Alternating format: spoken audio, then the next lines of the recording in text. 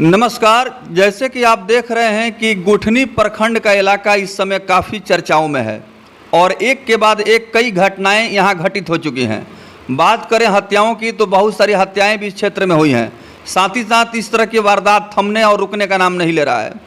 नगर पंचायत गुठनी के उम्मीदवार रमेश मिश्र पर भी जानलेवा हमला हुआ है और जानलेवा हमला के बाद से यह जो है चर्चा काफ़ी जोर पकड़ चुका है कि घटना के पीछे कारण क्या है।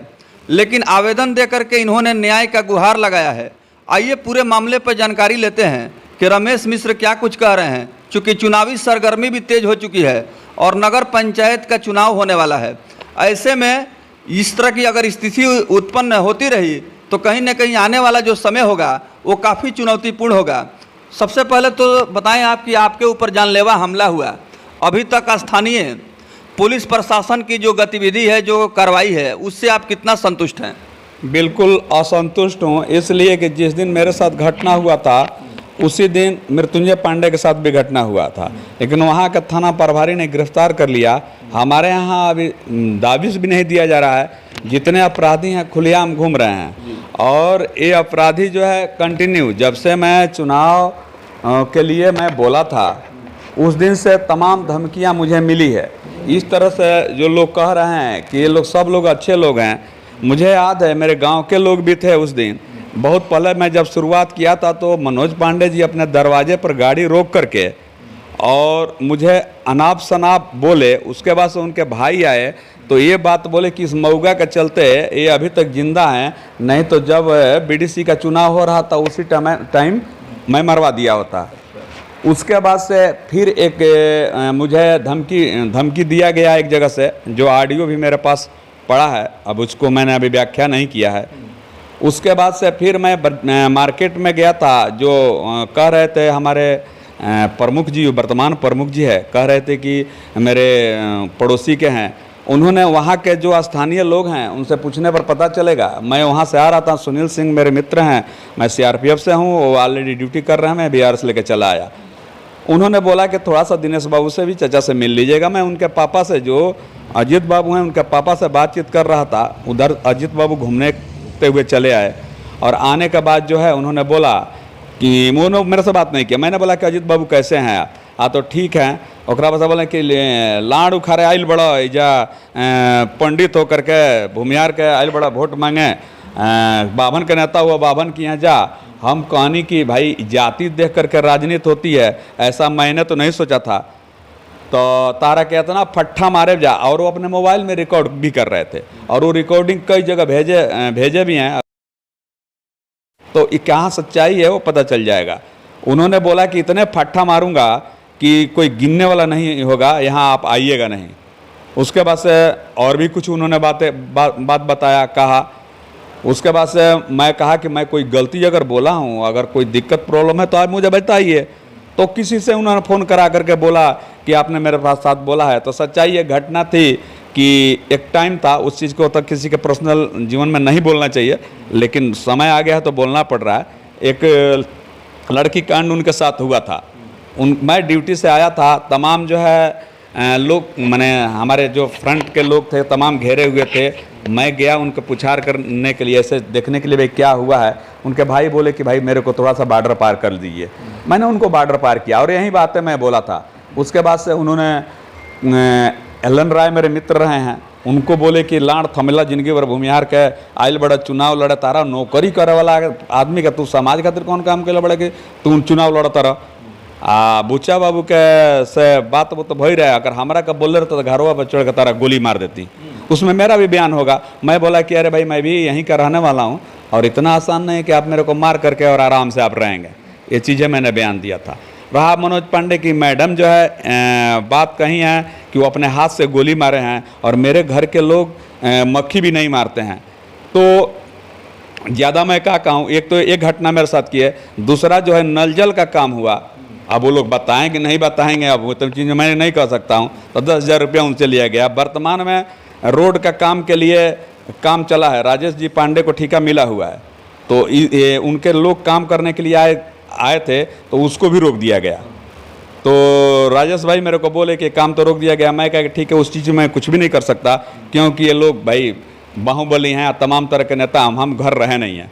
हम ऑलरेडी सीआरपीएफ में जॉब किए हैं और अपना परिवार, छोटा सा परिवार है, लेकर के चलता हूँ, जीता हूँ। बाकी रही घटना की बात, तो घटना के दिन जो है मैं सलेमपुर गया था उमेश पांडे, डॉक्टर उमेश जी पांडे के पास। मैं पांडे के पास गया था सुबह। उसके बाद से डॉक्टर उद्धव जी पांडे के पास गया था। वहाँ से आया तो गुठनी ऑफिस पे 2 मिनट मैं बैठा। गुठनी ऑफिस पे बैठने के बाद चला गया मैं मैरवा ऑफिस। मैरवा ऑफिस में बैठा। बैठने के बाद एक मेरी जो ऑफिस स्टाफ है, कुशवाहा की जात की लड़की है, उसके शादी संबंध की बात चल रही थी। तो नाम तो नहीं बताऊंगा, बड़गांव में जो है उनका घर है, रेलवे से रिटायरमेंट आए हैं। उनका लड़का प्रकाश वस्त्रालय है मैरवा में, उसी से बातचीत के लिए देखा गया था। तो मेरे पास कुछ टाइम था, तो मैं जो है एक आए थे, नाम था उनका, एक मिस्त्री हैं माखनलाल जी। माखनलाल जी से मैं बोला, वहीं बताए थे मेरे को। तो ऑफिस में बैठे हुए, तो मैं माखनलाल जी को बोला कि चलिए आज टाइम है, आज मैं बात कर लेता हूँ। तो फिर मैं चला गया बड़गांव। बड़गांव जो है वो गार्ड से शायद आए हैं, रिटायरमेंट, घर बनवा रहे थे। वहाँ मैं बातचीत करके, और मैं सोचा कि नहर के रास्ता में डायरेक्ट निकल जाऊँगा वहाँ पे, जो क्या नाम है पेट्रोल पंप का, उसी पेट्रोल पंप पर निकल जाऊंगा, उधर से गांव चला जाऊंगा। लेकिन वो घूम करके थोड़ा फिर मैरवा मार्केट में आ गया। और मैरवा मार्केट से फिर मैं आ रहा था। आने के बाद जो है टेकनिया क्रॉस कर लिया था। टेकनिया के बाद जब मैं यहाँ पहुँचा तो ये 3 मोटरसाइकिल थी, पीछे से ही अटैक हुआ। एक मोटरसाइकिल आगे निकल गई और 2 मोटरसाइकिल जो है पास में आगे पीछे हो गया। आगे पीछे होने के बाद जो है रुका गया। उसमें मैं देखा कि एक नकाब पोस्ट है जो उधर से आया, उसमें अरविंद पांडे बैठे हुए हैं। एक मोटरसाइकिल पर मनोज पांडे और ये बुच्चा बाबू बैठे हुए हैं। तीसरे मोटरसाइकिल पर अजीत बाबू हैं और एक नकाब पोस्ट है। तो एक मोटरसाइकिल बुच्चा बाबू के मोटरसाइकिल से, बुच्चा बाबू गाड़ी चला रहे थे, मनोज जी बैठे हुए थे। पिस्टल था इन लोगों के पास।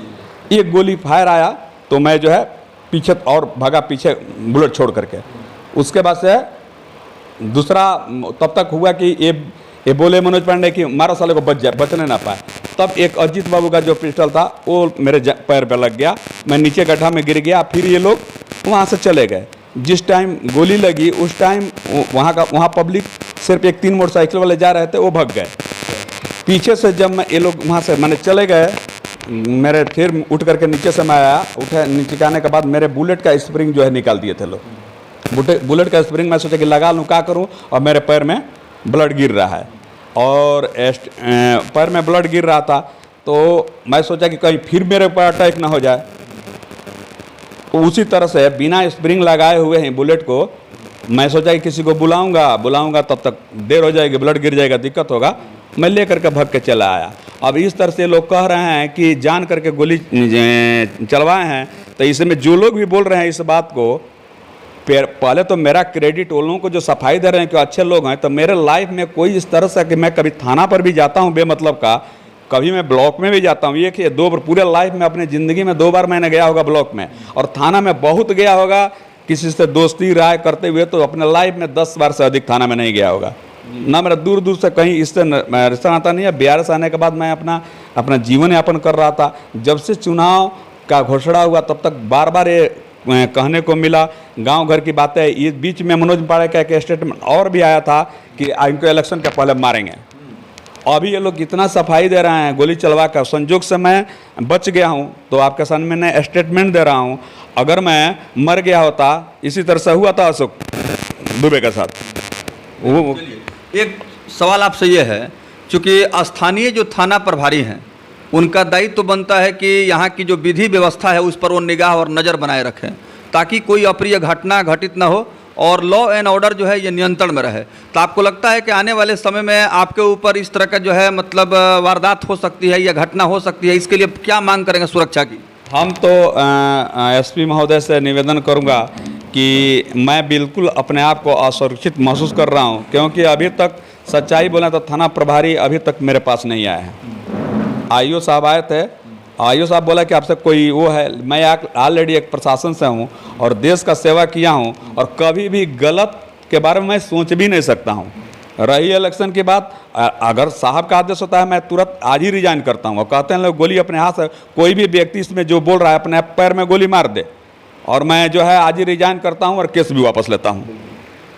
तो देखिए, कल का जो बयान आया है, जिसमें जो है प्रखंड प्रमुख गुठनी का बयान आया है, उस बयान में यह बात कही गई है कि जो रमेश मिश्र हैं, उन्होंने एक साजिश षड्यंत्र रच करके खुद ही गोली उन्होंने चलवाई है और इस मामले को दूसरे तरफ मोड़ने की कोशिश हो रही है। लेकिन रमेश मिश्र ने जवाब दिया उस बयान का कि मेरे साथ बहुत बड़ी साजिश हो रही है और आने वाले समय में मुझे जान का खतरा है। ऐसे में जिला प्रशासन जो है इस पर जो है तुरंत कार्रवाई करे। मैं एसपी महोदय से ये निवेदन जरूर करूंगा कि मैं फोर्स से आया हूं और कोई राजनीतिक संरक्षण कोई भी बदमाशी संरक्षण मेरे पास नहीं है। और ये लोग बाहुबली हैं, एक मैं प्रमुख हैं, एक नेता हैं, जिला लेवल के नेता हैं, इनके रिश्तेदार भी काफ़ी हाई फाई हैं और इन लोगों के डर से मेरे दरवाजे पर आने में भी लोग डर रहे हैं और उनका घर ऑलरेडी मेरे घर से आगे है। तो मैं बिल्कुल असुरक्षित हूँ। अगर इन लोगों पर कार्रवाई नहीं होती है, अगर मैं बीच में मारा जाता हूँ तो ये दोष कहीं ना कोई प्रशासन पर लगेगा और एक सैनिक के ऊपर इस तरह से अत्याचार हो रहा है, इसके लिए मैं निवेदन करूंगा कि सर इस तरह से नहीं होना चाहिए। अगर कप्तान महोदय का, एसपी महोदय का आदेश होता है, मैं वापस भी ले लूँगा और चुनाव भी नहीं लड़ूंगा। मैं एक सुरक्षित चाहता हूं। मेरे 2 बच्चे हैं, मैं अपने माँ बाप का अकेला औलाद हूं। अगर मैं मर गया होता तो कोई देखने वाला नहीं था। संजोग है या मेरा सौभाग्य है कि मैं आज आप लोगों के सामने बैठा हूँ।